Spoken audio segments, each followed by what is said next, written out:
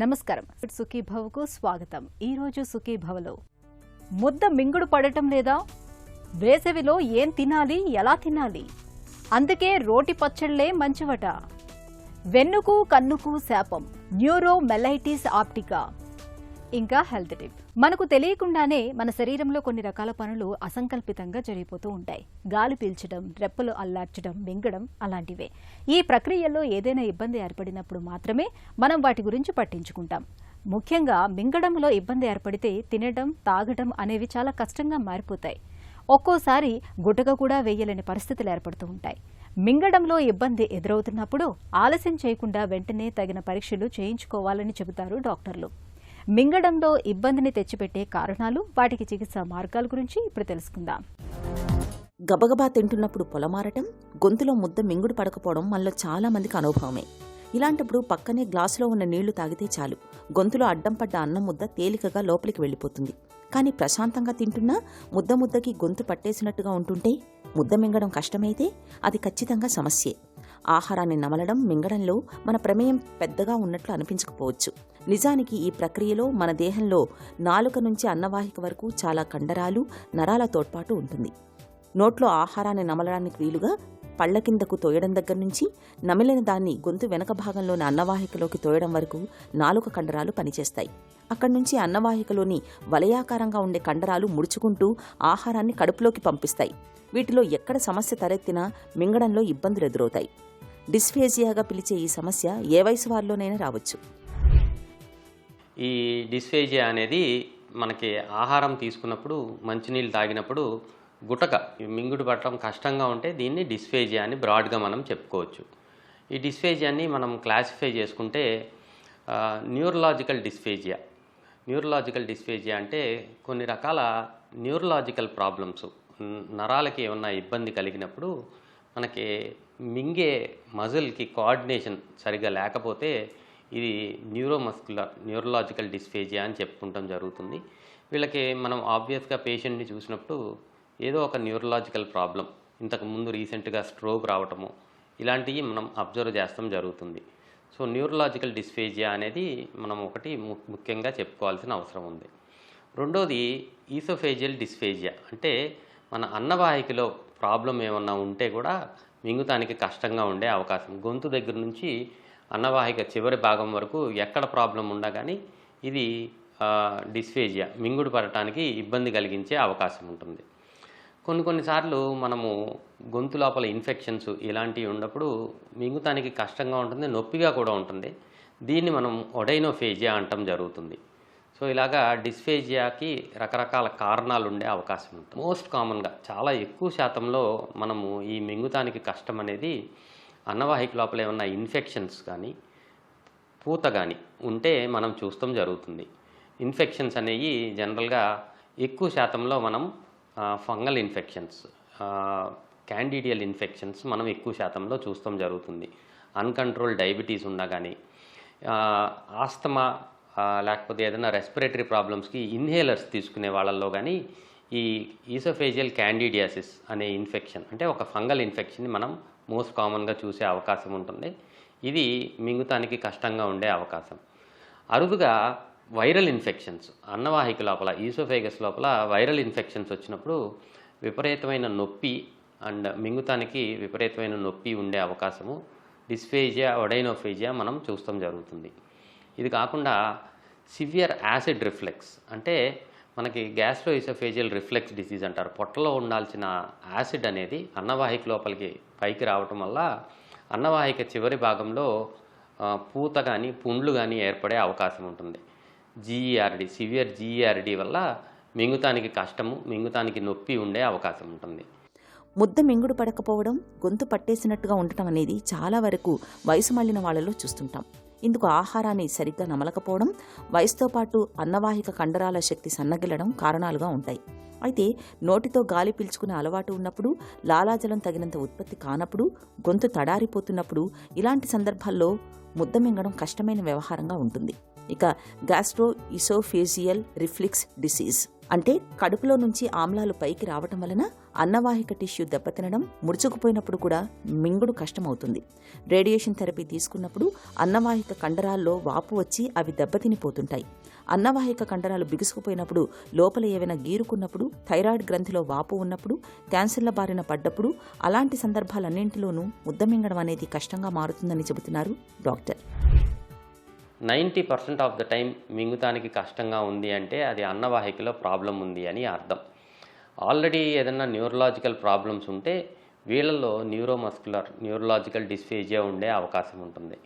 గొంతు లోపల ఏదైనా ప్రాబ్లం ఉంటే దీనివల్ల వచ్చే మింగుతానికి కష్టం కానీ నొప్పి కానీ చాలా టెంపరీగా ఉండి ఒక 5 రోజుల నుంచి వారం రోజుల్లో అది తగ్గిపోయే అవకాశం చాలా ఎక్కువగా ఉంటుంది. వారం రోజులు పైబడి ఎవరికైనా ఇబ్బంది ఉంది అంటే అది అన్నవాహికలో ప్రాబ్లం ఉంది.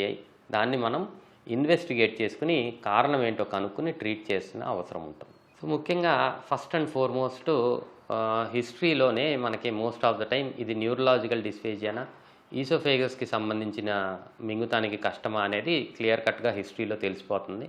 న్యూరలాజికల్ డిస్ఫేజియా అనే అనుమానం వచ్చినప్పుడు న్యూరలాజికల్ ఎవాల్యుయేషన్ ముందు చేసుకుని ఏదైనా మేజర్ నర్వ్స్కి ప్రాబ్లం ఉందా అనేది చూసుకోవాలి.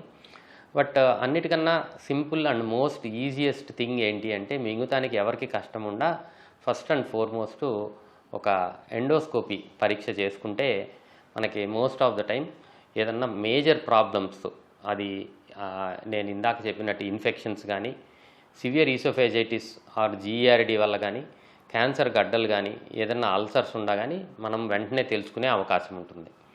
కొంతమందికి అన్నీ నార్మల్గా, ఎండోస్కోపీలో ప్రతిదీ నార్మల్గా ఉండి మింగుతానికి కష్టంగా ఉన్న వాళ్ళల్లో ఈ ఎండోస్కోపీ అయిన తర్వాత మనం ఈసోఫేజియల్ మానోమెట్రీ అంటారు. ఏదైతే ఈ మజిల్స్ యొక్క మూమెంట్ కానీ ప్రెజర్స్ కానీ చెక్ చేసే ఒక పరీక్షనే ఈసోఫేజియల్ మానోమెట్రీ అంటాం జరుగుతుంది.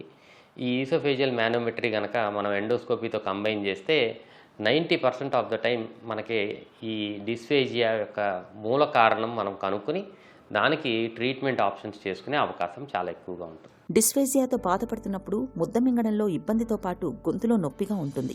మింగుతున్నప్పుడు గొంతు, ఛాతీ భాగాల్లో ఏదో అడ్డుగా ఉన్న భావన కలుగుతుంటుంది. ముద్ద మధ్యలో ఆగిపోయినట్టుగా అనిపిస్తుంది. ఆహారపు తునకలు, ద్రవాలు తిరిగి గొంతులోకి వస్తుంటాయి. తరచుగా ఛాతీలో మంటగా ఉంటుంది.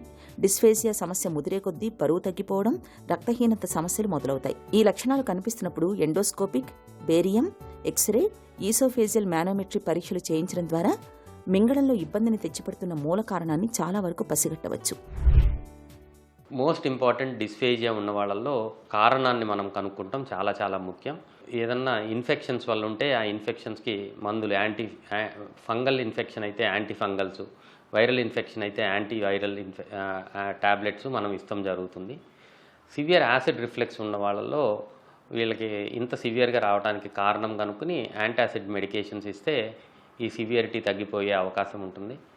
ఒకవేళ మనం ఈ ఎండోస్కోపీలో క్యాన్సర్ అని తెలుసుకోగలిగితే అది ఎర్లీ స్టేజ్లో ఉన్నప్పుడు దానికి specific treatments most of the time oesophageal cancer రేడియోథెరపీకి చాలా బాగా రెస్పాండ్ అవుతుంది.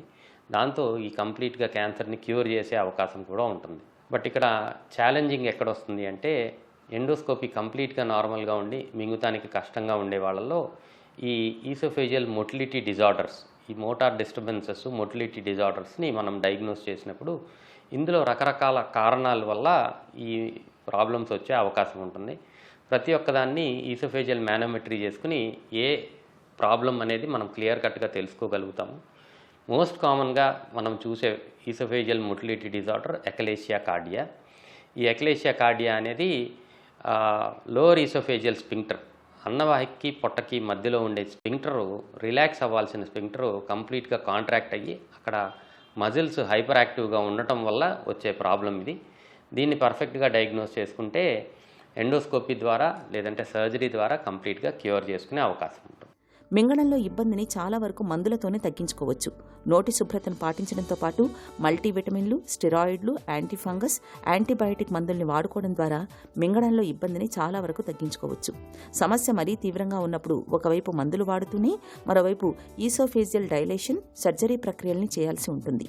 మింగడంలో ఇబ్బంది అనేది ఎంతకీ తగ్గనప్పుడు, రోజులు గడుస్తున్న కొద్దీ పరిస్థితి దిగజారుతున్నప్పుడు ఒకసారి బయాప్సీ పరీక్షను కూడా చేయించుకోవాలి. ఒకవేళ క్యాన్సర్ అయితే దాన్ని సకాలంలో తొలి దశలోనే పసిగట్టి నయం చేయడానికి వీలవుతుంది. వేసవి మొదలైపోయింది. ఎండల దాడి కూడా క్రమంగా పెరుగుతోంది. ఈ వేడి వాతావరణానికి తగ్గట్టుగా మన జీవన శైలిలో మార్పులు చేసుకోవాల్సిందే. ముఖ్యంగా ఈ సీజన్లో ఆహారం విషయంలో చాలా జాగ్రత్తలే తీసుకోవాలి. వేడి, ఉక్కపోతలకు ఆహార పదార్థాలు త్వరగా పాడైపోకుండా చూసుకోవాలి. ఎండల ధాటికి నీరసం, నిస్సత్తువలతో జావగారిపోకుండా రోజువారీ ఆహారంలో మంచి పోషకాలు, నీటి శాతం ఎక్కువగా ఉండే ద్రవాహారాలను ఎక్కువగా తీసుకోవాలని చెబుతారు నిపుణులు. వేసవి సీజన్లో రోజువారీ ఆహారపు అలవాట్లు ఎలా ఉండాలి, వేటిని ఎక్కువగా తీసుకోవాలో, వేటికి దూరంగా ఉండాలో ఇప్పుడు తెలుసుకుందాం.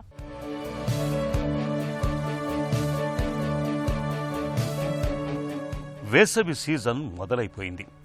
పగటి ఉష్ణోగ్రతలు క్రమంగా పెరుగుతున్నాయి. ఎండల తీవ్రతకు మనలో చాలామంది తీవ్ర నిస్సత్తువులోకి జారుకుంటున్నారు. దీనికి వేడితో పాటు తీసుకునే ఆహారం కొంత ప్రభావం చూపుతుంది. వేసవిలో మంచి పోషకాలు, నీటి శాతం ఎక్కువగా ఉండే ఆహారం తీసుకోవటం వల్ల ఆరోగ్యంతో పాటు డీహైడ్రేట్ కాకుండా చూసుకోవచ్చని పోషకాహార నిపుణులు చెబుతున్నారు. మసాలాలు ఎక్కువగా ఉండే ఆహారం కంటే నీటి శాతం ఎక్కువగా ఉండే ఆకుకూరలు, కూరగాయలతో చేసుకునే పదార్థాలు తీసుకోవటం, ఈ కాలంలో వచ్చే పండ్లు తినటం మేలు చేస్తుంది. కీరదోస, క్యారెట్, క్యాబేజీ, ఉల్లి, టమోటా ముక్కలు, పెరుగుతో కలిపి సలాడ్లు ఎక్కువగా తీసుకుంటే శరీరాన్ని చల్లగా ఉంచుకోవచ్చు. అన్నంతో పాటు లెమన్ రైస్, కొత్తిమీర రైస్, పుదీనా రైస్, పాలక్ రైస్ తీసుకోవచ్చు. మధ్యాహ్నం మాంసాహారం తినకపోవటమే మంచిది. సాయంత్రం మసాలాలు, నూనె లేకుండా ఉడికించినవి, కాల్చినవి తీసుకోవచ్చు. భోజనం తర్వాత ఏదైనా ఒక పండు తప్పనిసరిగా తీసుకోవాలి. భోజనం చివర్లో పెరుగన్నం లేదంటే మజ్జిగ తీసుకోవటం వల్ల శరీరంలో నీటి శాతం సమతుల్యం అవుతుంది. మునగకాయ, సొరకాయ, పొట్లకాయ, క్యారెట్ ఇలా అన్ని రకాల కూరగాయల ముక్కలు వేసి చేసే సాంబారు మంచిదే. ఇందులో పప్పు ఉండటం వల్ల ప్రోటీన్ల రూపంలో శక్తి అందుతుంది. ఎండలో పనిచేసేవారు 5 నుంచి 6 లీటర్లకు తక్కువ కాకుండా ద్రవ పదార్థాలు తీసుకోవాలి. నీళ్లు ఒక్కటే తీసుకోవటం వల్ల ప్రయోజనం లేదు. ఉప్పు కలిపిన మజ్జిగ, ఉప్పు, పంచదార కలిపిన నిమ్మరసం రోజులో అప్పుడప్పుడు తాగుతూ ఉండాలి. ఈ సీజన్లో ఆహారపరంగా ఈ జాగ్రత్తలు తీసుకుంటే వేసవి ఇక్కట్లను మనం చాలా వరకు నివారించుకోవచ్చు. ఇడ్లీ, దోశ, వడ వంటి టిఫిన్స్లోకే కాదు, భోజనంలోకి వివిధ రకాల పచ్చళ్లను తినటం మనలో చాలా మందికి అలవాటు. ఒకప్పుడైతే ఈ పచ్చళ్లని రోట్లో రుబ్బుకొని తయారు చేసుకునేవారు. అయితే మిక్సీ, వెట్ గ్రైండర్ వంటివి అందుబాటులోకి వచ్చాక అందరూ వీటి సాయంతోనే పచ్చళ్లను చేసుకుంటున్నారు.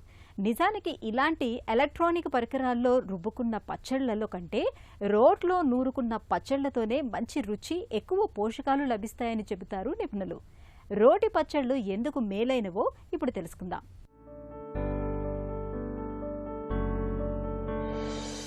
మన భారతీయ పాకశాస్త్రంలో పచ్చళ్లది ప్రత్యేక స్థానం. మసాలాలు, ఫైబర్, ఫైటో న్యూట్రియంట్స్ వంటి పోషకాలన్నీ వీటి ద్వారా మన శరీరానికి అందుతాయి. అందుకే వారానికి కనీసం 3 సార్లు ఏదో ఒక పచ్చడిని ఆహారంలో భాగంగా తీసుకోవటం మంచిది. ఇక చట్నీ చేసే క్రమంలో వీటిలో వాడే పదార్థాలన్నీ పచ్చడి బండతో ముక్కలు ముక్కలు చేయడం వల్ల వాటిలోని సూక్ష్మ పోషకాలు, స్టెరోల్స్, ఫ్లేవనాయిడ్స్ మొదలైనవన్నీ బయటకు విడుదలవుతాయి. ఆ చట్నీని తినటం వల్ల అవన్నీ మన శరీరానికి బాగా పడతాయంటారు పోషకాహార నిపుణులు.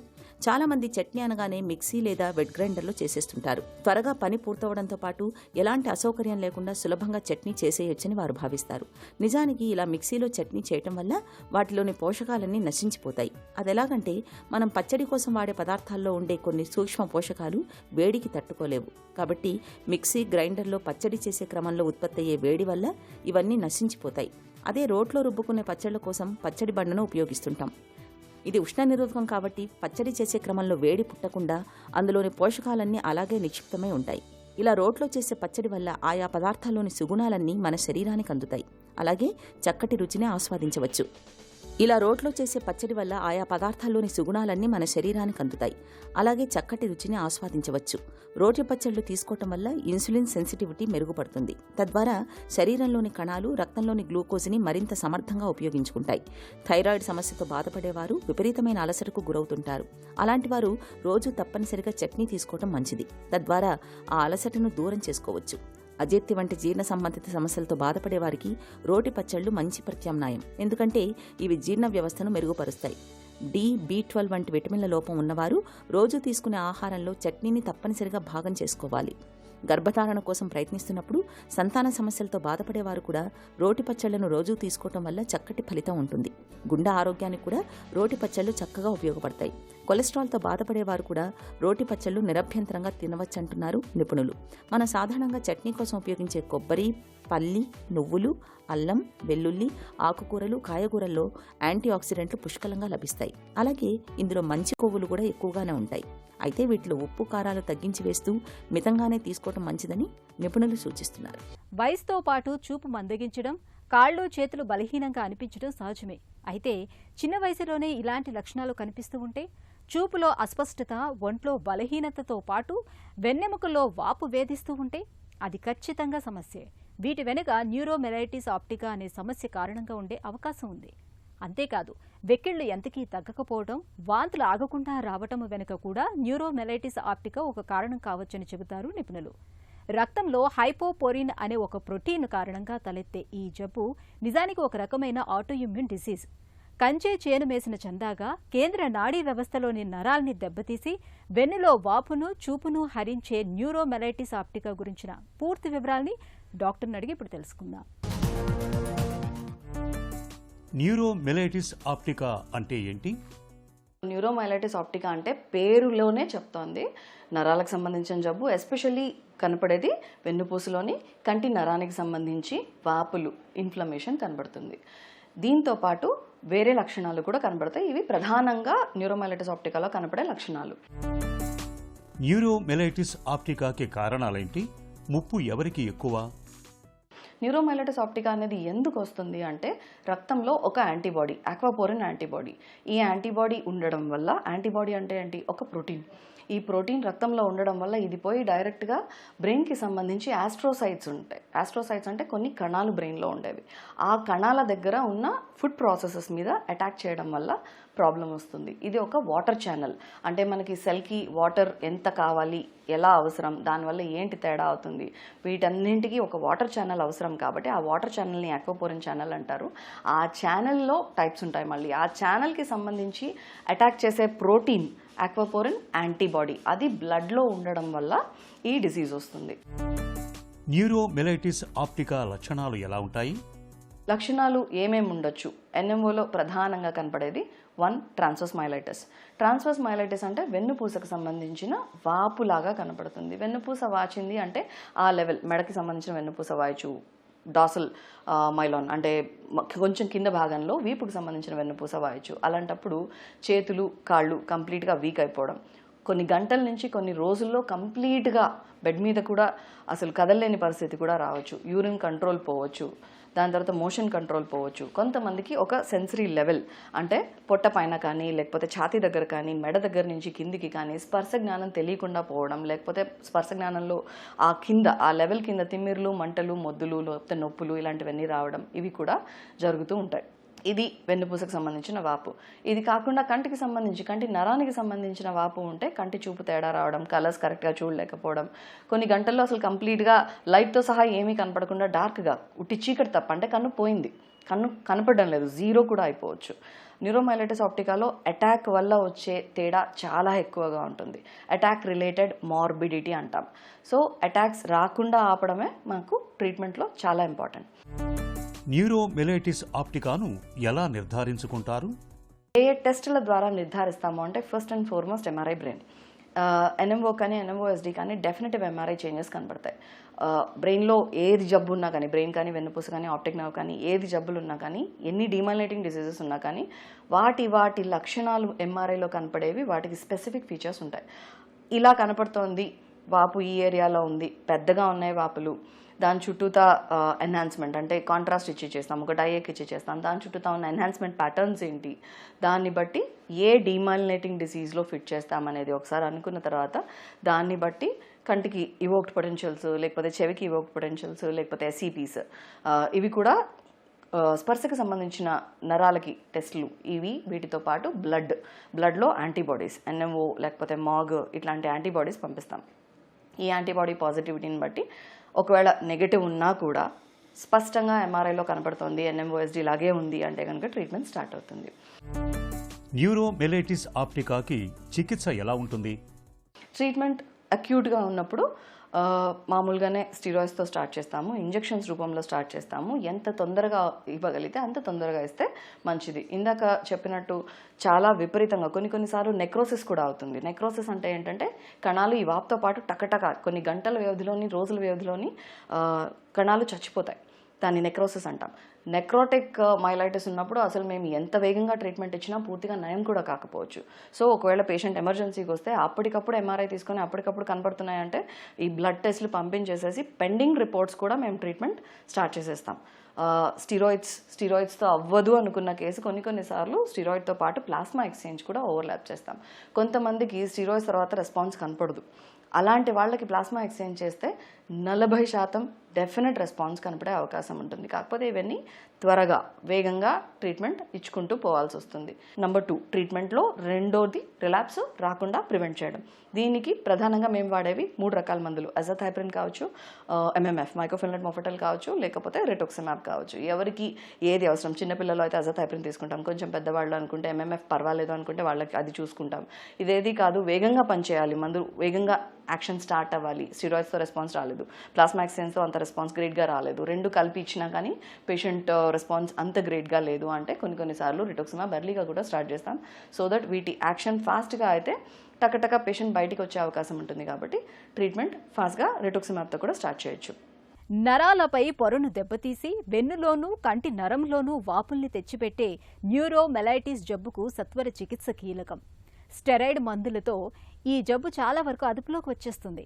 అవసరమైతే ప్లాస్మాను కూడా ఎక్కించాల్సి ఉంటుంది. ఒక చిన్న చిట్కా మీకోసం. పుచ్చకాయ రసం లేదా బార్లీ జావలోకి కొద్దిగా పటిక బెల్లాన్ని లేదా కొబ్బరి నీళ్లను కలుపుకొని తాగండి. వేసవి తాపం, దప్పికల నుంచి మంచి ఉపశమనం దొరుకుతుంది.